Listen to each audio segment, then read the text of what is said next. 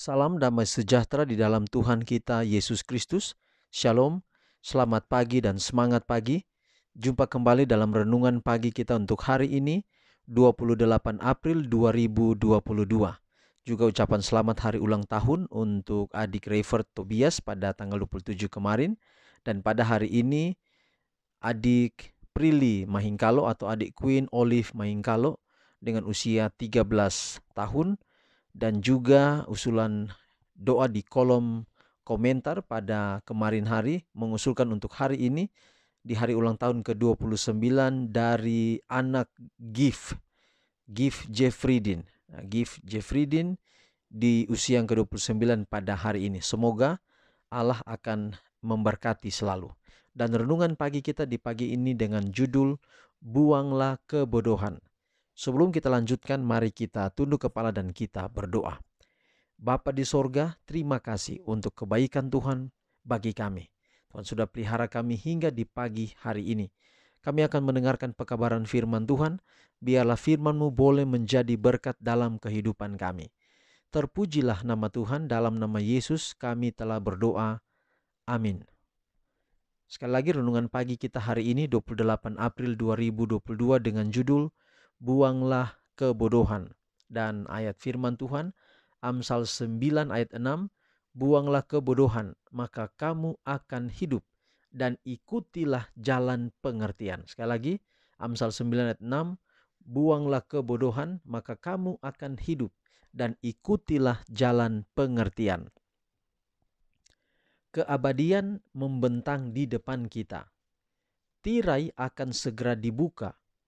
Kita yang menempati posisi yang kusyuk dan bertanggung jawab ini, apa yang kita lakukan, apa yang kita pikirkan, bahwa kita berpegang teguh pada sifat egois kita dan mencari kemudahan, sementara jiwa-jiwa binasa di sekitar kita. Sudahkah hati kita menjadi tidak berperasaan sama sekali?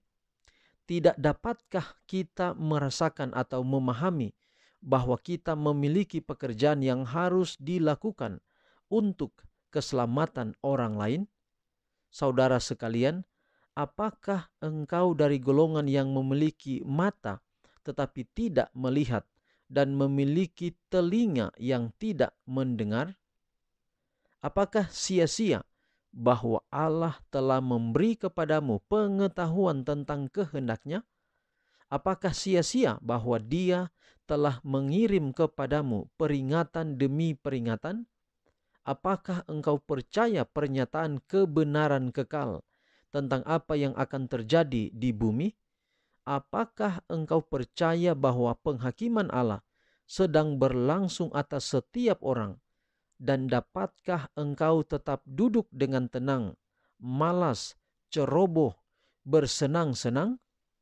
Sekarang bukan waktunya bagi umat Allah untuk mencari kesenangan mereka atau menimbun harta mereka di dunia. Waktunya tidak lama lagi ketika seperti murid-murid Kristus terdahulu, kita akan dipaksa untuk mencari perlindungan di tempat-tempat terpencil dan sunyi. Karena pengepungan Yerusalem oleh tentara Romawi adalah tanda untuk melarikan diri bagi orang Kristen di Yudea, maka asumsi kekuasaan di pihak bangsa kita dalam dekrit yang memberlakukan tentang sabat palsu akan menjadi peringatan bagi kita. Ini akan menjadi saat yang tepat untuk meninggalkan kota-kota besar, persiapan untuk meninggalkan kota-kota kecil ke tempat-tempat terpencil, di tempat-tempat terpencil di antara pegunungan. Dan sekarang, daripada mencari tempat tinggal yang mahal di sini, kita harus bersiap untuk pindah ke negeri yang lebih baik, yaitu negeri surgawi. Jadi saudara, kenapa di sini katakan buanglah kebodohan? Karena bagaimana mungkin kita binasa pada waktu Tuhan Yesus datang pada kali yang kedua, sedangkan Alkitab telah diberikan kepada kita. kita telah mengetahui apa-apa peristiwa-peristiwa apa yang akan terjadi di kemudian waktu. Lalu kemudian kalau kita acuh tak acuh, kita tidak mau dengarkan firman Tuhan, bahkan kita tidak mau baca firman Tuhan sendiri, bagaimana mungkin kita bisa tahu apa yang akan terjadi kemudian? Banyak orang ketika terjadi wabah COVID-19, banyak yang mulai mengira-ngira, oh ini akan ada ini, akan ada itu, ini adalah persengkongkolan antara negara dengan negara, antara satu orang dengan orang yang lain. Mengira-ngira.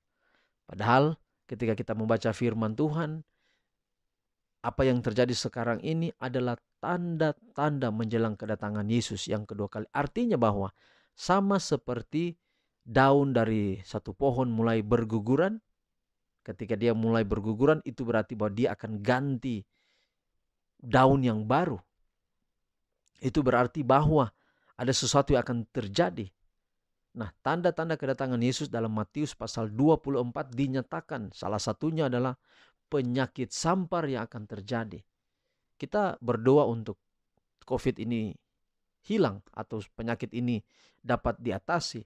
Tetapi kalau itu adalah tanda-tanda, itu harus terjadi. Begitu pula dengan perang. Kamu akan mendengar deru perang. Sekarang bukan cuma dengar, kita lihat langsung di layar televisi perang yang terjadi. Tetapi kerinduan kita adalah bahwa hari ini Tuhan menguatkan kita untuk menjauhkan kebodohan. Buanglah kebodohan. Kenapa? Caranya adalah belajar firman Tuhan, membaca akan firman Tuhan, dan kita akan tahu harus kita buat apa. Ketika ini terjadi, apa yang harus kita lakukan, apa yang harus kita buat. Karena kamu akan hidup dan ikutilah jalan pengertian dari firman Tuhan tentang kekuasaan yang akan muncul, merubah waktu dan hukum. Bayangkan saudara, Sabat akan dirubah.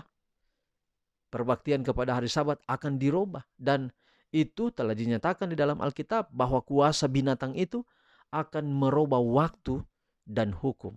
Maka ajakan saya adalah pelajari benar-benar kebenaran firman Tuhan. Kita tidak boleh hanya ikut-ikutan dalam beragama, tapi betul-betul kita akan belajar firman Tuhan. Karena ketika kita dihadapkan pada hari penghakiman, kita bukan berdiri berkelompok. Saya diselamatkan karena orang tua saya, karena papa dan mama saya. Tidak. Kita akan berdiri di kaki sendiri, mempertanggungjawabkan iman kita. Maka tidak boleh kita beragama ikut-ikutan. Oleh karena sudah begitu, walaupun bertentangan dengan firman Tuhan, kita tidak mau mengikuti firman Tuhan karena kita lebih mengikuti apa yang sudah diturunkan dari orang tua atau pengaruh daripada satu komunitas. Maka kita harus buang kebodohan itu. Jangan ambil keputusan oleh karena pengaruh orang lain. Tapi keputusan kita, karena kita tahu firman Tuhan, kita baca firman Tuhan, kita mengambil keputusan secara pribadi yang dapat kita pertanggungjawabkan kepada Tuhan. Tuhan memberkati kita, mari rajin belajar firman Tuhan, buang kebodohan dengan cara belajar firman Tuhan. Karena dari dalamnya kita akan mendapatkan banyak informasi tentang apa yang akan datang. Dan Tuhan akan membantu kita, menolong kita untuk menjadi umat Tuhan yang setia. Tuhan berkati kita dalam pekabaran kita untuk hari ini. Mari kita akhiri dalam doa kita. Berdoa, Bapa di sorga, terima kasih atas pekabaran yang indah hari ini. Biarlah kiranya Tuhan kami lebih rajin membaca firman Tuhan, membuka akan firman Tuhan, mengetahui hal-hal apa yang akan terjadi kemudian sehingga kami tidak terjebak dalam suatu kebodohan. Sehingga kalau Yesus datang, kami telah tahu apa yang harus kami siapkan. Dan paling terutama adalah kami mau tetap bergantung kepada Yesus, Sang Juru Selamat kami. Hari ini Tuhan, kami serahkan seluruh hidup kami dalam tangan Tuhan. Pelihara kami dengan kasih-Mu. Kami boleh merasakan berkat-berkat-Mu, rezeki Tuhan tambahkan dalam hidup kami. Apapun kami jumpai di tangan kami untuk kami kerjakan dapat selalu berhasil. Berkati Queen Olive Mainkalo yang hari ini berhari ulang tahun ke-13. Tuhan berkati. Begitu pula dengan Giverika J. Friedin di usia ke-29, Tuhan juga berkati, pelihara, berikan kekuatan, kesehatan, iman yang kuat. Mungkin hari ini ada juga yang hari ulang tahun tetapi tidak Kami ketahui doa kami Tuhan kiranya berkati. Yang sakit Tuhan sembuhkan, yang lemah iman Tuhan kuatkan. Inilah doa kami, ampunilah segala dosa-dosa kami. Kami persembahkan doa ini, serta memohon berkat Allah menaungi hidup kami. Di dalam kasih Allah Bapa, melalui anak-Mu Yesus Kristus di dalam kuasa Roh Kudus. Taruh tangan atas kepala kami dan berkati hidup kami hari ini sampai Maranatha. Kami berdoa dalam nama Yesus Tuhan dan Juru Selamat kami. Amin. Demikian pekabaran hari ini. Tuhan berkati kita semua, sampai jumpa besok. Shalom.